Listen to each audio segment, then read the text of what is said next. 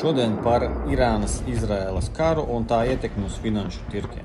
Atceraties, Trumps stāstīja, ka Ukrainas karu izbeigs vienā dienā un kad viņa valdīšanā nekad nav bijis karu, vienīgais prezidents, un arī nekad nebūs karu, jo visi citi nemāk vest sarunas, vai no Baidenu, vai no Obamu, visi slikti, bet kad viņš, Trumps, esot īstais sarunu vedējs. Beigās atklājas, ka gatavs atņemt ieročus Ukrainai, lai tikai karš turpinātos, un palīdz Izraēlai iebrukt Irānā. Kāda tad ir ietekme uz finanšu tirgiem? Var redzēt, ka zelta cena pieauga, jo zelts vienmēr pieaug, kad ir liela nenoteiktība biznesa pasaulē.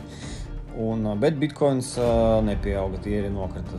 Bitkoina tā loma tāda ļoti nesaprotama, kad šis bitkoins noder. Bet, iespējams, ka tas ir tā kā vienkārši investīcija ļoti ilgam termiņam. Agrāk, kad bija lielie kari, tad tam bija kaut kāda lielāka ietekme uz tirgu, bet šobrīd jau spriežot, kā bija, kad Ukrainā Krievija iebruka, tagad tirgus svārstās ļoti maz. Principā traderi uztver, ja ir kritiens saistībā ar karu, tad tas ir jānopērk, jo tirgus atgūstās. Jo karam nav tāda tieša negatīva ietekme, tas varbūt var pat palielināt valdības tēriņus, vispār atbalstu ekonomikai un militārajā jomā.